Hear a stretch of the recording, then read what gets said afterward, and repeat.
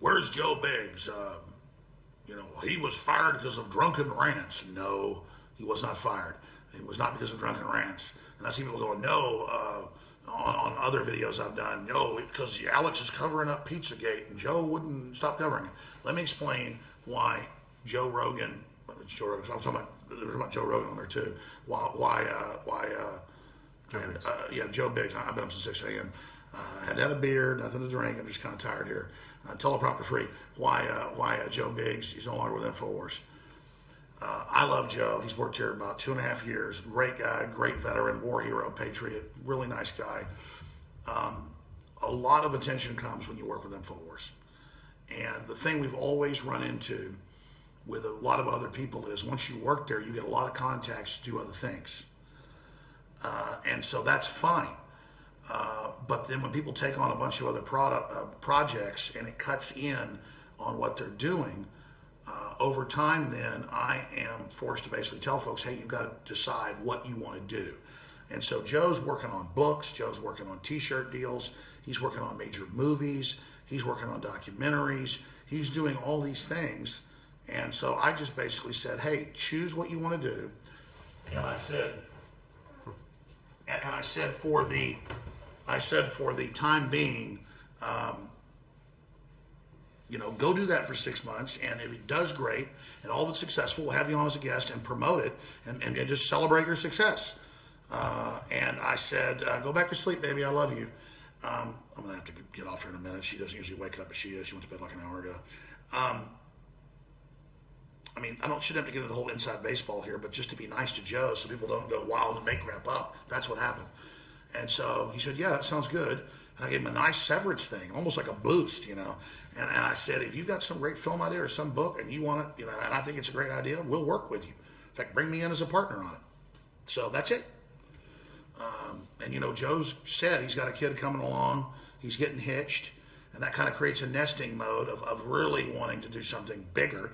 And it's a paradigm view. And I hope he's the first employee that leaves us who actually has success.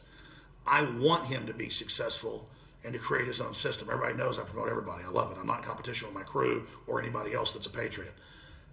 It's just that people go, wow, I've become famous. I'm having all this attention. I'm so successful. I want to go basically do my own thing. But then people always want to do their own thing separately from what I'm doing, but with kind of within my operation. And it just gets in the way of my vision and what I want to do and what I want to promote and what I want to get out.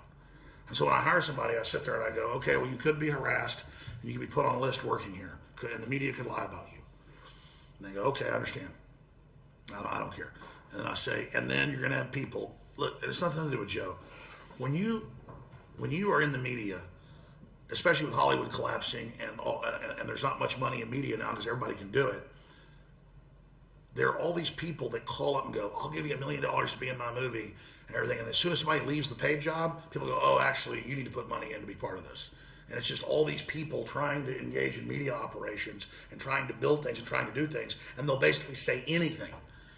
And then your employees are like, no, they promised me $1 million. This wasn't Biggs. This was Burmis. This was people always ask where Jason Burmis went. Great guy, helped do the graphics on Loose Change, one of the most viewed films in history. I produced it. Didn't really get paid when I produced it like I was supposed to. That was okay. But Burmis was one of the good guys on the crew. And I hired him. He was there about 1.5 years. And man, it just was like, whoa. I was like, wow, I see you're wearing that t-shirt every time for this other company on air. Are you being paid for that? And he's like, yeah, was that all right? I'm like, listen, I'm paying you good. Focus on the film you're making here and the radio show you're doing, man. And then if you want to go out and get some sponsors and be a salesman here, you can do that. But you work at this company. And back then, that was like 5 years ago, I just said, you know what, go ahead and do whatever you want, Burmis. That's fine. Just finish your film. And then Burmis said, hey, I got my big deal, my big movie deal. I'm getting $1 million big movie. I said, congratulations, Burmis. Watch him load up his U-Haul with his dog and drive away. And then they told him a month later, we're not doing it. Give us your money. Can you buy a camera? And it was all because the guy he was working with, had an X-Files credit. Oh my God, And I don't even say that to be mean to my crew. It's just like I've been through this over and over again. And Burmis was really sweet about it and really great. He's a really talented guy. I love Burmis. We should get him back on as a guest.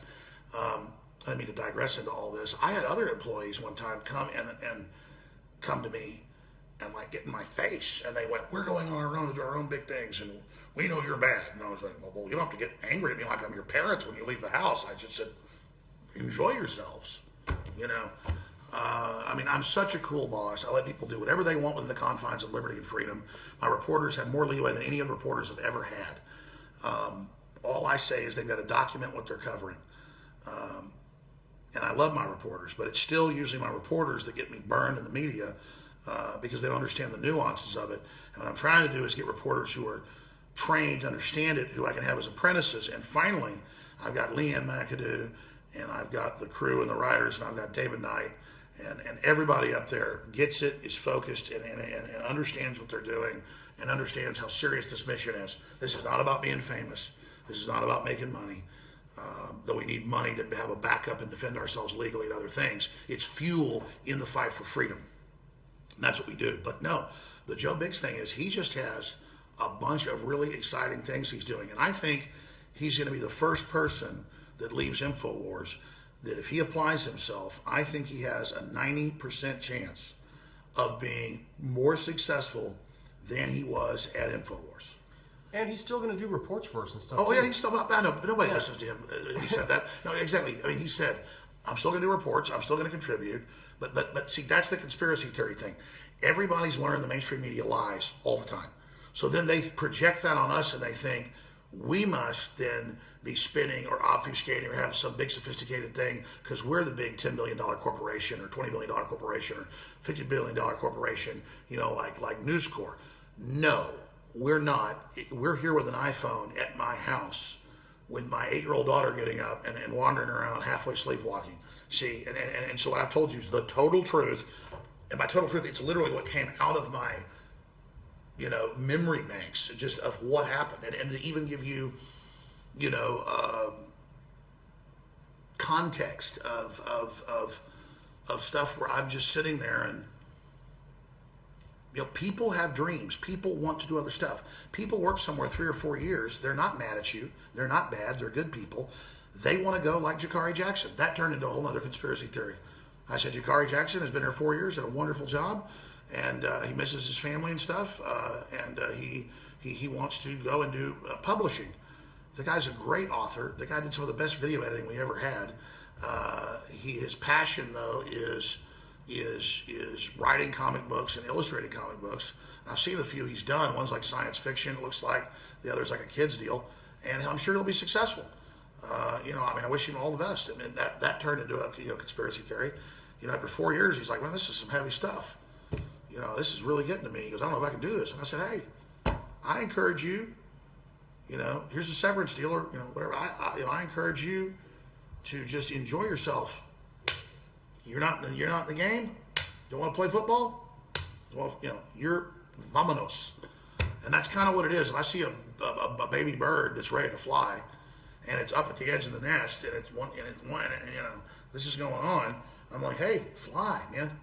Bird cage, doors open, go." That's how that works. So I, with Biggs and with Jakari, just kind of said, "Fly." So that's where they are. And look,